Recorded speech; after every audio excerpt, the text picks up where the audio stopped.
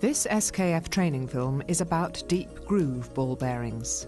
The deep groove ball bearing is the most commonly used bearing in industry, being ideal for light loads and high speeds.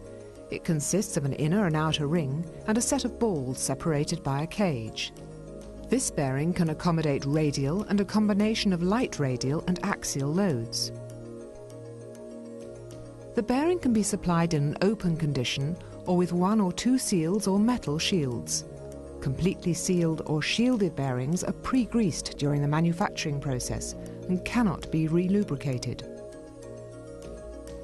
They are commonly used in small electric motors, gearboxes, conveyor support rollers and similar equipment. For the dismounting of deep groove ball bearings, a number of methods are available depending on the setup of the bearing.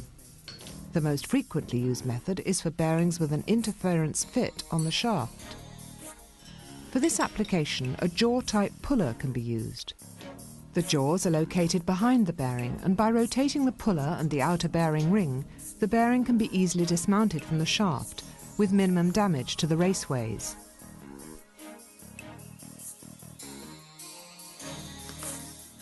In applications where it's not possible to get behind the bearing, SKF provides a special puller kit. Select the parts according to the chart on the lid of the box. The puller is assembled by placing the specially designed tips between the inner and outer raceways, ensuring pulling forces are on the outer bearing track. With this method, the bearing should never be reused.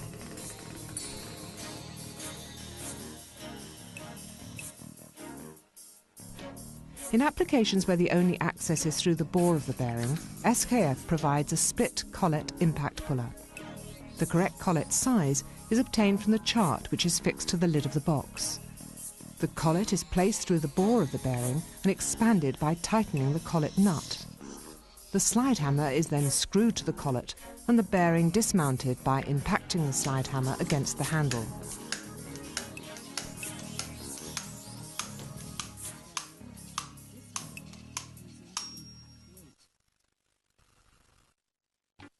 The most common way of mounting small deep groove ball bearings is in a cold condition, using the special SKF fitting tool. The correct parts are identified from the chart on the inside of the toolbox. Do not remove the bearing from its box until everything is ready. Before mounting deep groove ball bearings, care must be taken to ensure that the shaft and housing are not damaged or worn. The use of some light oil on the shaft will assist the fitting.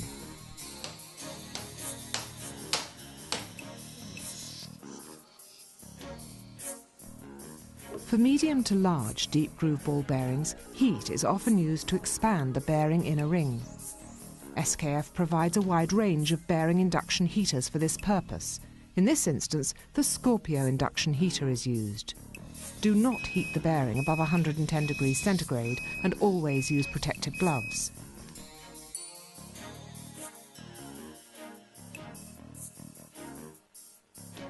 The bearing should be held against the shaft shoulder until it cools sufficiently to grip the shaft.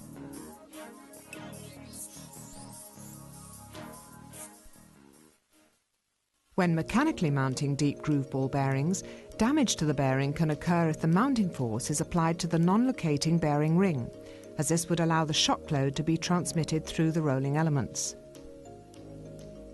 The force must always be applied to the ring with the interference fit. Deep groove ball bearings are supplied with a range of predetermined radial internal clearances. Normal clearance is not marked. Bearings with a greater than normal clearance are marked with a C3 mark. Always make sure the replacement bearing is identical and has the same internal clearance as the original.